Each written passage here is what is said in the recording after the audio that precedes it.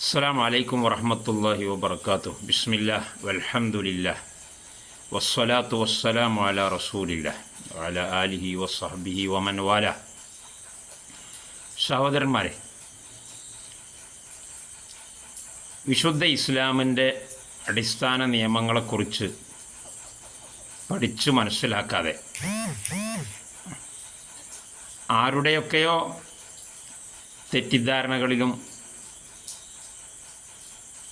അതുപോലെ ദുർബോധനങ്ങളിലും പെട്ട് അലഞ്ഞു തിരിഞ്ഞ് നടക്കുന്ന കുറേ പുതിയ ആളുകളുണ്ട്. പേരിൻ്റെ കൂടെ മൗലവി എന്നൊക്കെ വെച്ചിട്ടായിരിക്കും വരുന്നത്. എന്നാൽ ഇസ്ലാമിനെക്കുറിച്ച് വല്ലതും അറിയാമെന്ന് ചോദിച്ചാൽ ഒന്നും അറിയില്ല, വട്ടപൂജ ആയിരിക്കും. ഇത് ബോധപൂർവമുള്ള ഗൂഢാലോചനയാണോ, അതല്ല പഠിക്കാതെ വിവരക്കേടിൽ പോയി ചാടിയിട്ട് അങ്ങനെ പറഞ്ഞു നടക്കുന്നതാണോ, അതൊന്നും കൃത്യമായിട്ട് നമുക്കറിയില്ല. എന്തു തന്നെ ആയിരുന്നാലും പറയുന്ന സംഗതി കുഫറും ഷിർക്കും റിദ്ദത്തും ഇസ്ലാം വിരോധവുമാണ് എന്ന വിഷയത്തിൽ യാതൊരു സംശയവും ഇല്ല. സർവമത സത്യവാദം, അതുപോലെ അള്ളാഹുവിൻ്റെ റസൂലിൻ്റെ സുന്നത്തിനെ നിരാകരിക്കൽ, ഇസ്ലാമിനെ മനസ്സിലാക്കേണ്ടത് വിശുദ്ധ ഖുർആൻ മാത്രം നോക്കിയിട്ടാണ്, വേറൊരു പ്രമാണവും ഇസ്ലാമിനില്ല എന്നൊക്കെ പറയുന്ന തനിച്ച കുഫർ. അദ്ദേഹത്തെക്കുറിച്ച് ആരെങ്കിലും, ഇങ്ങനെയുള്ള ആളുകളെക്കുറിച്ച് ആരെങ്കിലും നിങ്ങൾ ഇസ്ലാമിൽപ്പെട്ട ആളല്ല, നിങ്ങൾ ഇസ്ലാമിൻ്റെ പുറത്താണ്, നിങ്ങൾ ഈ പറഞ്ഞുകൊണ്ടിരിക്കുന്നത് ഇസ്ലാം വിരുദ്ധമായ ആശയമാണ് എന്ന് ആരെങ്കിലും പറഞ്ഞാൽ അവർക്ക് വലിയ മനപ്രയാസമാണ്.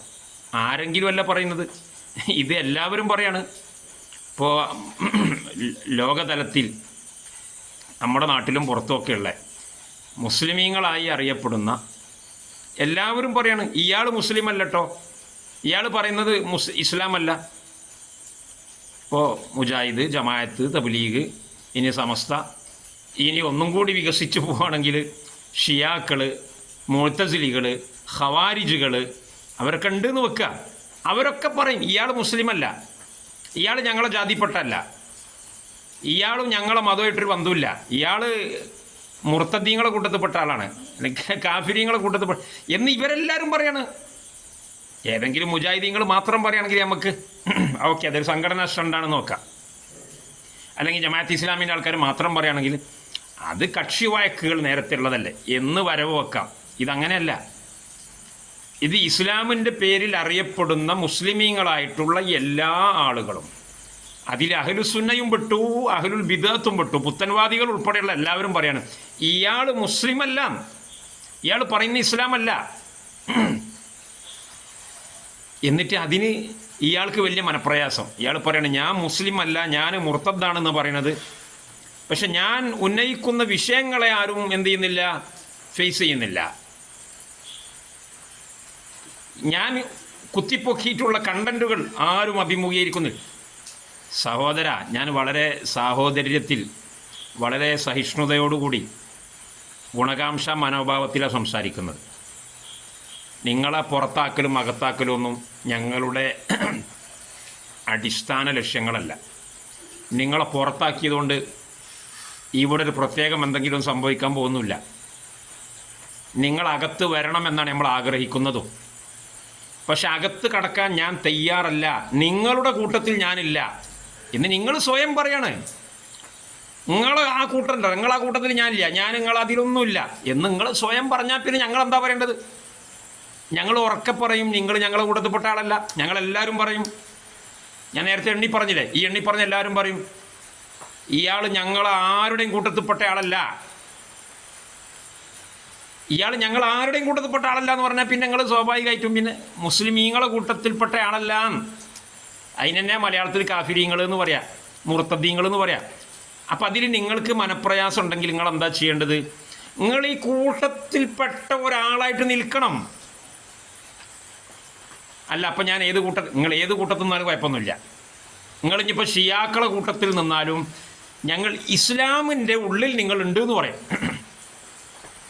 ഷിയാക്കളെ കൂട്ടത്തിൽ അലി റളിയല്ലാഹു അൻഹു അള്ളാഹുവിൻ്റെ അവതാരമാണ്, അല്ലെങ്കിൽ അലി റളിയല്ലാഹു അൻഹു ആണ് ലോകം മുഴുവൻ നിയന്ത്രിക്കുന്നത്, അതിനുള്ള അധികാരം അള്ളാഹു അലി റളിയല്ലാഹു കൊടുത്തിട്ടുണ്ട് എന്ന് വിശ്വസിക്കുന്ന മുർത്തദ്ദീങ്ങളെ പറ്റിയല്ല ഞാൻ പറയുന്നത്. ഞാൻ പറയുന്നത് സാധാരണ ഷിയാക്കൾ, ഇമാമിയത്തും സൈദിയത്തും ഇസ്നാശരിയത്തും ഒക്കെ ആയിട്ടുള്ള ലോകത്തെ ഷിയാകളിൽ, ഷിയ വിഭാഗങ്ങളിൽ ഒരു 90% വരുന്ന ആളുകൾ, അവരെക്കുറിച്ച് ഞാൻ പറയുന്നത്. നിങ്ങൾ അതിൻ്റെ ഉള്ളിൽ കയറിക്കൊള്ളി, ഞങ്ങൾ നിങ്ങളെ മുസ്ലിമായിട്ട് അംഗീകരിക്കും. മുസ്ലിം വിഭാഗത്തിൽപ്പെട്ട ഒരാളാണെന്ന് പറയും. നിങ്ങൾ അശ്ശരി ആയിക്കൊള്ളി, സൂഫി ആയിക്കൊള്ളി, മുസ്ലിങ്ങളെ കൂട്ടത്തിൽപ്പെട്ട ഒരാളാണ് എന്ന് ഞങ്ങൾ പറയും. പക്ഷെ ഇപ്പോഴത്തെ കണ്ടീഷനിൽ നിങ്ങൾ ഇതിലൊന്നും പെട്ടയാളല്ല എന്ന് നിങ്ങൾ തന്നെ വിളിച്ചു പറയാണ്, ഞങ്ങളായിട്ട് പറയുന്നതല്ല. അപ്പം അതുകൊണ്ട് ഈ പരിഭവം ഒന്നും വേണ്ട. ഞാൻ പറയുന്നത് ആരെക്കുറിച്ചാണെന്ന് വെച്ചാൽ CH മുസ്തഫ എന്ന് പറയുന്ന ഒരു സഹോദരനെ കുറിച്ചാണ്. മൗലവി എന്ന് അദ്ദേഹത്തിൻ്റെ പേരിൻ്റെ കൂടെ അദ്ദേഹം പറയാറുണ്ടോ എനിക്കറിയില്ല, പല സ്ഥലത്തും കാണാറുണ്ട്. മൗലവി എന്ന് പറഞ്ഞാൽ മുസ്ലിമീങ്ങളുടെ ഒരു ടൈറ്റിലാണ്. അതുകൊണ്ട് നിങ്ങൾക്ക് ആ മൗലവി പട്ടം ചേർത്ത് തരണമെങ്കിൽ ഞങ്ങൾക്ക് സന്തോഷമേ ഉള്ളൂ. പക്ഷേ ഈ കൂട്ടത്തിൽ നിങ്ങൾ പ്രവേശിക്കണം. അത് ഈ സംസാരിക്കുന്ന ഞാൻ ഏത് കക്ഷിയിലാണ്, ഏത് ഗ്രൂപ്പിലാണ്, ആ ഗ്രൂപ്പിലേക്കൊന്നും നിങ്ങളെ ഇപ്പോൾ ക്ഷണിക്കുന്നില്ല. പക്ഷെ മുസ്ലിമീങ്ങളുടെ ഒരു കൂട്ടമുണ്ട്, ആ കൂട്ടത്തിൽ നിങ്ങൾ വരി. അപ്പോൾ ആ നിലക്ക് ഡീൽ ചെയ്യും, അതിൻ്റെ ശേഷം ബാക്കിയുള്ളതും പറയും. ഇപ്പം ഞാൻ പറയുന്നത് ഇസ്ലാമും കുഫറും തമ്മിലുള്ള വേർതിരിവ്. ആ വേർതിരിവിൽ നിങ്ങൾ ഇസ്ലാം പക്ഷത്തല്ല ഉള്ളത്. അതുകൊണ്ട് നിങ്ങൾ വേവലാതിപ്പെടുന്നത് നിരർത്ഥകമാണ്. വേവലാതിപ്പെടില്ല വേണ്ടത്. നിങ്ങൾ ആ കൂട്ടത്തിൽ പ്രവേശിക്കാൻ ഉദ്ദേശിക്കുന്നുണ്ടെങ്കിൽ അതിൻ്റെ രീതി സ്വീകരിക്കണം. അതാണ് നിങ്ങളോട് വളരെ സൗമ്യമായി പറയാനുള്ളത്. ഞാൻ ഇതിൻ്റെ ഇടക്കായിട്ട് ഇദ്ദേഹത്തിൻ്റെ ചില ക്ലിപ്പുകളൊക്കെ കേട്ടു സോഷ്യൽ മീഡിയയിൽ, യൂട്യൂബിൽ. അദ്ദേഹത്തിൻ്റെ ഒക്കെ ചാനലിൽ തന്നെ വരുന്നതാണ്. ജുമാ ഖുതുബ എന്നും പറഞ്ഞിട്ടാണ് ഖുതുബ, ഇന്നത്തെ ഖുതുബ ടൈറ്റിൽ. എന്തൊക്കെയാണ് ടൈറ്റിൽ, മാരകമായ ടൈറ്റിലുകൾ. ബുഖാരിയിലെ അശ്ലീല ഹദീസുകൾ, ബുഖാരിയിലെ ചവർ ഹദീസുകൾ, ചവർ, ഏതൊക്കെ ടൈറ്റിൽ. വെള്ളിയാഴ്ച ഖുതുബൻ്റെ, ജുമാ ഖുതുബൻ്റെ ടൈറ്റിലാണ്. എന്നിട്ട് സ്വഹീഹുൽ ബുഖാരിയെയും സ്വഹീഹ് മുസ്ലിമിനെയും ഒക്കെ കടന്ന് ആക്രമിച്ച് വളരെ അറുവഷളൻ. യഥാർത്ഥത്തിൽ ചവർ ഇയാളുടെ ഖുതുബയാണ്. ചവർ ഖുതുബ എന്ന് ടൈറ്റിൽ കൊടുക്കണം, അശ്ലീല ഖുതുബ എന്ന ടൈറ്റിൽ കൊടുക്കണം. പക്ഷെ അത് തൻ്റെ അസുഖം മറ്റുള്ളവർക്കുണ്ട് എന്ന് ആരോപിച്ച് തടി തപ്പുന്ന ഒരവസ്ഥയിലേക്ക് CH മുസ്തഫ എന്ന് പറയുന്ന സഹോദരൻ അധപ്പതിച്ചിട്ടുണ്ട് എന്നത് അദ്ദേഹത്തെ ഓർമ്മപ്പെടുത്തൽ, അദ്ദേഹത്തോട് നമ്മൾ കാണിക്കുന്ന ഒരു കാരുണ്യമാണ്. ഞാൻ അദ്ദേഹം ഉന്നയിച്ചിട്ടുള്ള കണ്ടൻറ്റുകളൊക്കെ നമുക്ക് ചർച്ച ചെയ്യാം. അതിനൊന്നും ഞങ്ങൾക്കാർക്കും യാതൊരു വൈമനസ്യവുമില്ല, ഒരു പ്രയാസവുമില്ല. അതിനൊട്ടും പണിയും എടുക്കേണ്ട ആവശ്യം ഞങ്ങളെ സംബന്ധിച്ചിടത്തോളില്ല. നിങ്ങൾ പറഞ്ഞു ഞാൻ ഈ ഉന്നയിച്ചിട്ടുള്ള വിഷയങ്ങളെ ആരും സമീപിക്കുന്നില്ല, എല്ലാവരും എന്നെ കാഫിറാക്കാനാണ് തത്രപ്പാട് കൂട്ടുന്നത്, എന്നെ ഇസ്ലാമിൽ നിന്ന് പുറത്താക്കാനാണ്. ഞാൻ ഉന്നയിച്ച പ്രശ്നങ്ങളെ ആരും ഫേസ് ചെയ്യുന്നില്ല. നിങ്ങൾ ഉന്നയിച്ച പ്രശ്നങ്ങളെ ഒരു മുസ്ലിമിന് ഫേസ് ചെയ്യേണ്ട ആവശ്യമില്ല. അതുകൊണ്ട് തന്നെ ഫേസ് ചെയ്യാത്തത്. കാരണം അവൻ മുസ്ലിമാണ്. മുസ്ലിമായ ഒരാളെ സംബന്ധിച്ചിടത്തോളം നിങ്ങൾ ഉന്നയിച്ചത് ഒരു ഇസ്ലാമിൻ്റെ ഉള്ളിൽ നിന്ന് ഉന്നയിക്കാൻ പറ്റുന്ന ഒരു പ്രശ്നമല്ല. നിങ്ങൾ ഇസ്ലാമിൻ്റെ ആളെന്ന് പറഞ്ഞല്ലേ ഉന്നയിക്കുന്നത്, എങ്കിൽ അതിനെ അവജ്ഞതയോടുകൂടി ചവറ്റുകൊട്ടയിലേക്ക് തള്ളും. അതേ സമയത്ത് ഒരു നിരീശ്വരവാദി എന്ന് പറയുന്നവൻ, ഞാൻ ലിബറലാണ്, ഞാൻ നോൺ മുസ്ലിമാണ്, ഞാൻ ഇസ്ലാമിൻ്റെ ശത്രുവാണ്, ഞാൻ ജൂതനാണ്, ക്രിസ്ത്യനാണ് എന്ന് പറഞ്ഞു വന്ന് വിമർശിക്കുന്നവൻ ആൺകുട്ടിയാണ്. ഓനെ ആൺകുട്ടികളെ നേരിടുന്നുണ്ട പോലെ നമ്മൾ നേരിടും. അതേസമയത്ത് ഞാൻ മുസ്ലിമാണ്, എന്നെ മുസ്ലിം അല്ല എന്ന് പറയുന്നവരൊന്നും ശരിയില്ല എന്ന് പറഞ്ഞിട്ട് വരുന്ന നിങ്ങളെ ഞങ്ങൾ മിനിമം ഭാഷയിൽ വിളിക്കൽ കബളിപ്പിക്കുന്നയാൾ എന്നാണ്. നിങ്ങൾ സംവാദകനല്ല. നിങ്ങൾ ആദ്യം ഈ കുപ്പായം അഴിച്ചു നോക്കണം. ഏത് കുപ്പായം? മൗലവി എന്ന കുപ്പായം.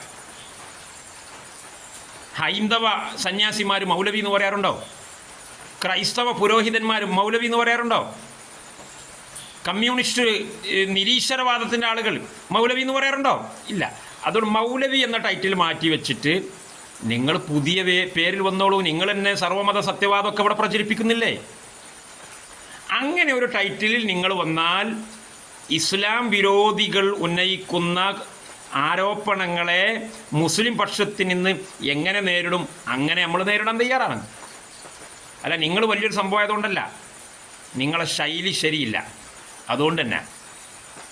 ഇനി നിങ്ങളെ വിമർശിച്ചുകൊണ്ട് ഇല്ലാതാക്കുക എന്ന ഒരു ലക്ഷ്യത്തിലുപരി ഏറ്റവും പ്രധാനപ്പെട്ട ലക്ഷ്യം നിങ്ങൾക്ക് ചില ഉണർത്തലുകൾ തരാണ്. ഈ ഉണർത്തലുകൾ നിങ്ങൾക്ക് ഫലം ചെയ്യുകയാണെങ്കിൽ അതാണ് ഞങ്ങൾ ആഗ്രഹിക്കുന്നത്. അത് ഫലം ചെയ്യുമാറാകട്ടെ എന്ന് ഞാൻ പ്രത്യാശിക്കുകയാണ്. നിങ്ങൾ സ്വഹീഹുൽ ബുഖാരി ഉൾപ്പെടെയുള്ള ഇസ്ലാമിൻ്റെ 2ാം പ്രമാണം ക്രോഡീകരിക്കപ്പെട്ടിട്ടുള്ള ഗ്രന്ഥങ്ങളെയാണ് ചവറ് എന്നും അശ്ലീലമെന്നും കള്ളത്തരമെന്നും കെട്ടുകഥകളെന്നും പറഞ്ഞിട്ടുള്ളത്. നിങ്ങളുടെ ഈ നിലപാട് ഇസ്ലാം വിരുദ്ധമാണ്. ഇങ്ങനെ ഒരു നിലപാട് എടുത്തുകൊണ്ട് നിങ്ങൾക്ക് മുസ്ലിമായി തുടരാൻ കഴിയില്ല. മുസ്ലിം കമ്മ്യൂണിറ്റിയിൽ നിങ്ങൾക്ക് സ്ഥാനമില്ല. ഇങ്ങനെ ഒരു നിലപാടായിട്ട് പോകുമ്പോൾ ഞാൻ പറഞ്ഞുതരാം, നിങ്ങൾക്കൊരു ഉണർത്തൽ എന്ന നിലക്ക്, സംവാദമൊന്നുമല്ല, സംവാദത്തിലേക്കൊക്കെ ഇൻഷാ അല്ലാഹ് നമുക്ക് വരാം. നിങ്ങൾക്ക് താല്പര്യമുണ്ടെങ്കിൽ യാതൊരു കുഴപ്പമില്ല. ഓഫ്ലൈൻ സംവാദത്തിന് തന്നെ നിങ്ങൾക്ക് താല്പര്യമുണ്ടെങ്കിൽ തയ്യാറാണെന്ന് അറിയിക്കുകയാണ്. നിങ്ങളുടെ ഇപ്പോഴത്തെ ഈ നിലപാടനുസരിച്ച് നിങ്ങൾക്ക് മുസ്ലിമായി ജീവിക്കാൻ കഴിയില്ല. എന്തുകൊണ്ട്? ഞാൻ ചെറിയ 1, 2, 3 ഉദാഹരണങ്ങളിലൂടെ പറയാം. മുസ്ലിമായി ജീവിക്കുമ്പോൾ നിസ്കരിക്കണ്ടേ? നിസ്കരിക്കണം. നിങ്ങൾ നിസ്കരിക്കുന്നുണ്ട് എന്നാണല്ലോ, ജുമാ നിസ്കാരമൊക്കെ ഉണ്ടല്ലോ, ജുമാ ഖുതുബയിലാണല്ലോ അപ്പോൾ നിങ്ങളിത് പറയുന്നത്. ഞാൻ ചോദിക്കട്ടെ, മുസ്ലിമീങ്ങൾ കാണിക്കുന്ന, അത് സമസ്തക്കാരാവട്ടെ, മുജാഹിദാവട്ടെ, ജമാഅത്താവട്ടെ, തബ്ലീഗാവട്ടെ, മുഅ്തസിലികളാവട്ടെ, ഷിയാക്കളാവട്ടെ, ഖവാരിജാവട്ടെ, ഞാൻ ഈ എണ്ണിപ്പറഞ്ഞ ഏത് ഗണത്തിൽപ്പെട്ട ആളുകളാവട്ടെ, മുസ്ലിമീങ്ങൾ എത്ര നിസ്കരിക്കും? 5 നേരം നിസ്കരിക്കും അല്ലേ?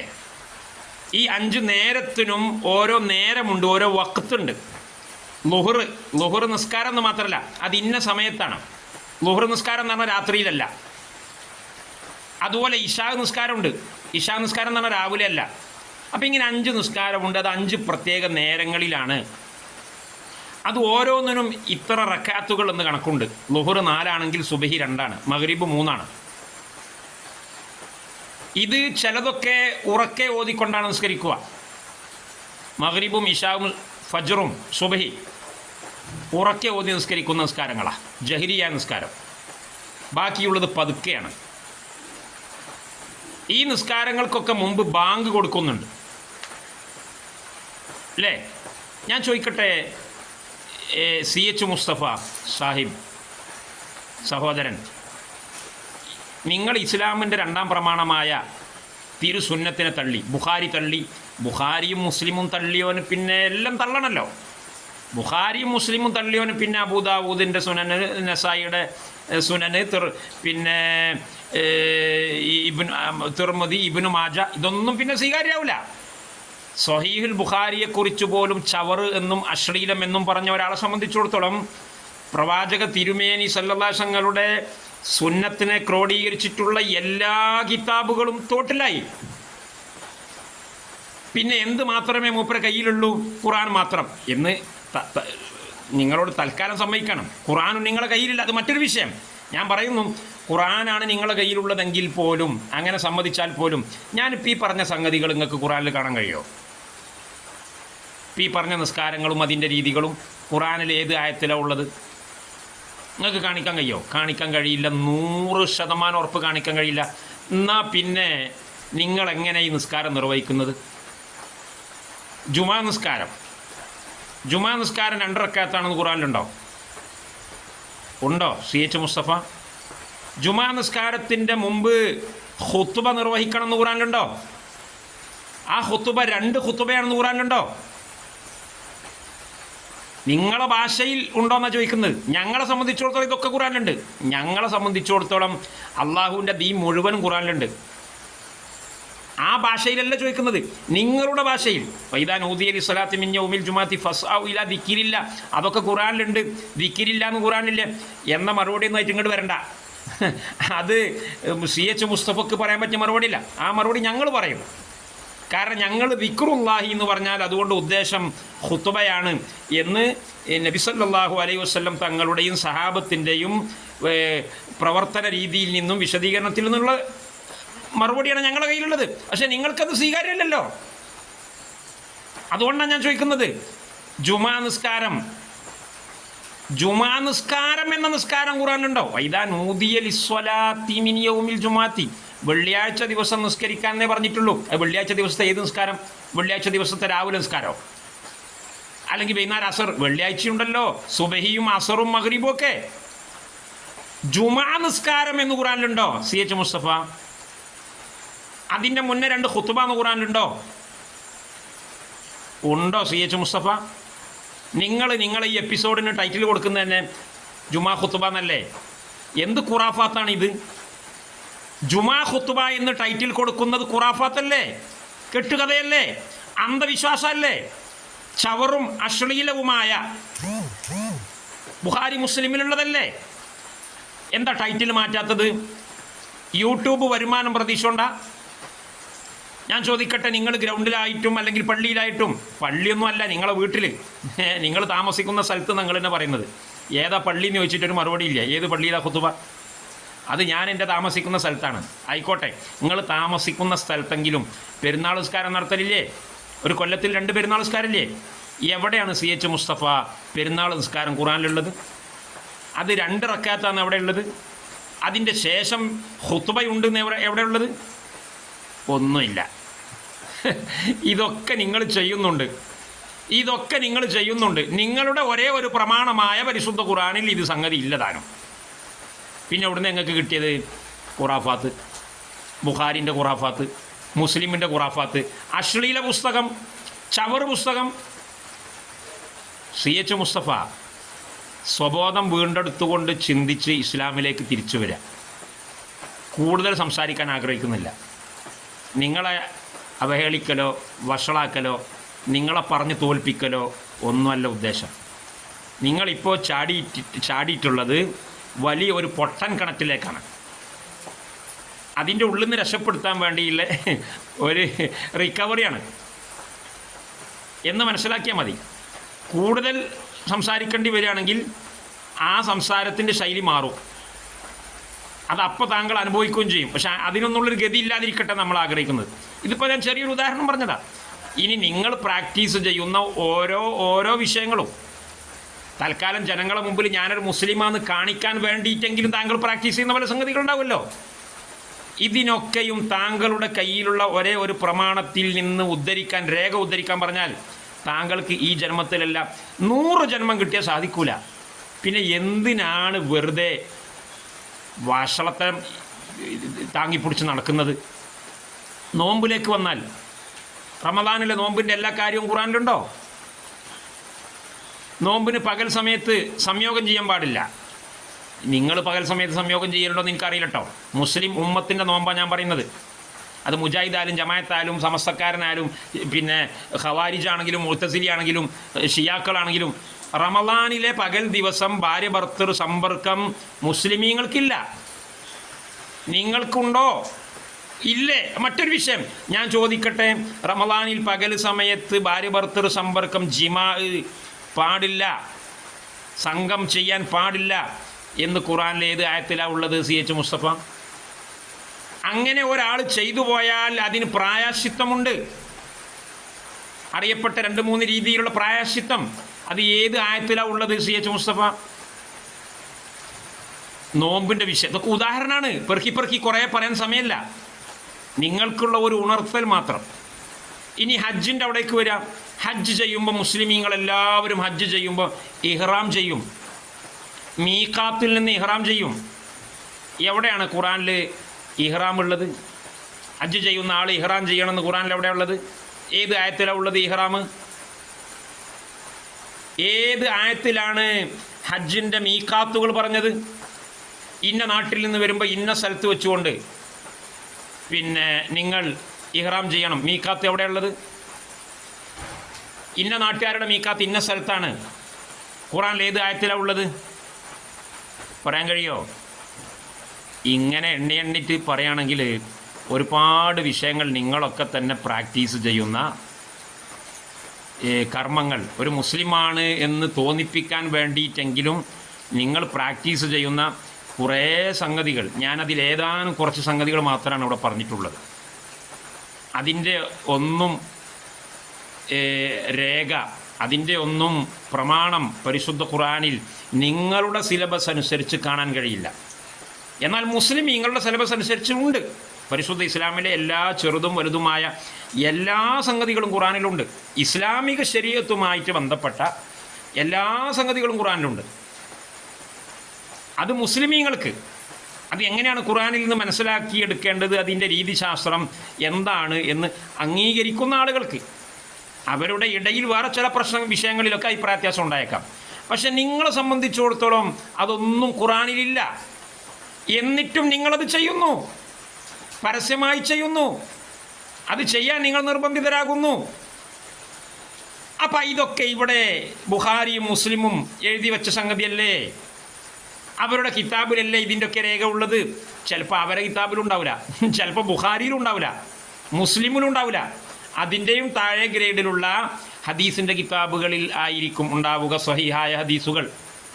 ബുഖാരിയും മുസ്ലിമും ചവറും അശ്ലീലവുമാണെങ്കിൽ പിന്നെ മറ്റുള്ളതിൻ്റെ കഥ പറയണ്ടല്ലോ.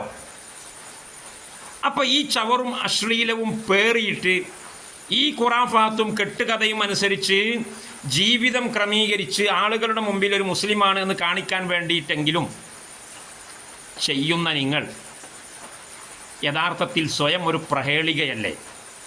സ്വയം ഒരു പരിഹാസ്യമല്ലേ? പറയും പോലെ പ്രവർത്തിക്കണ്ടേ? CH മുസ്തഫ പ്രവർത്തിക്കുന്നതല്ലേ പറയാവൂ? നിങ്ങൾ മറ്റുള്ളവരെക്കുറിച്ചൊക്കെ, മുസ്ലിം വിഭാഗങ്ങളെക്കുറിച്ചൊക്കെയും നിങ്ങൾ കെട്ടുകഥയുടെ പിന്നാലെ പോകുന്നവരെന്നും അശ്ലീലവും ചവറുമായ പുസ്തകങ്ങളെ ആശ്രയിക്കുന്നവരെന്നും പറയുന്ന ഇതേ ആരോപണത്തിൻ്റെ പ്രതിക്കൂട്ടിൽ, അല്ലെങ്കിൽ ഇതേ ആരോപണം നിങ്ങളെ നെഞ്ചത്തേക്ക് തറക്കുന്നില്ലേ?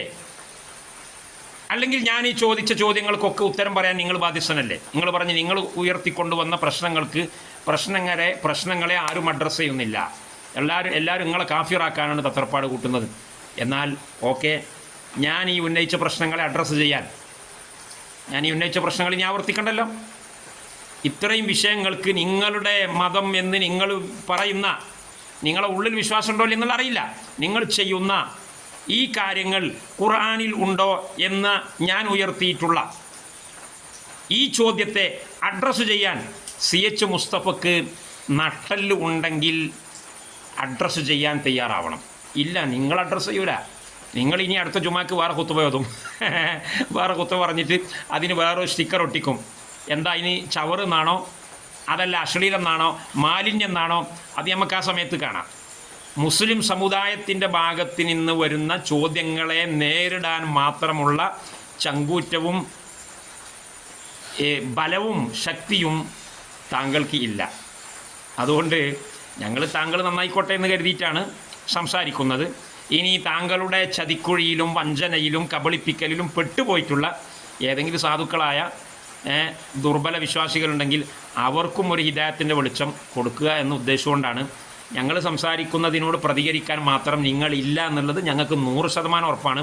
അതില്ലാത്തത് കൊണ്ടാണ് താങ്കൾ CH മുസ്തഫ ആയതും. പക്ഷേ എങ്കിൽ പോലും ഒരു ചെറിയ പ്രതീക്ഷയുടെ തരിമ്പ്, പ്രതീക്ഷയുടെ ചെറിയൊരു നാമ്പ് ഇപ്പോഴും അവശേഷിപ്പിച്ചുകൊണ്ടാണ് ഒരു സൗഹൃദ സംസാരം എന്ന നിലക്ക് ഞാൻ ഇത്രയും കാര്യങ്ങൾ നിങ്ങളോട് സൂചിപ്പിച്ചിട്ടുള്ളത്. അല്ലാഹു സുബ്ഹാനഹു വ തആല നിങ്ങൾക്കും നിങ്ങളെപ്പോലെ പെട്ടുപോയിട്ടുള്ള മറ്റ് പാവങ്ങൾക്കൊക്കെ ഇസ്ലാമിൻ്റെ രാജപാതയിലേക്ക് എല്ലാ അഹങ്കാരവും പൊങ്ങച്ചവും എല്ലാ വിവരക്കേടും മാറ്റിവെച്ചുകൊണ്ട് കടന്നു വരാൻ ഭാഗ്യം ചെയ്യട്ടെ എന്ന് പ്രാർത്ഥിച്ചുകൊണ്ട് അസ്സലാമു അലൈക്കും വറഹ്മത്തുള്ളാഹി വബറകാതുഹു.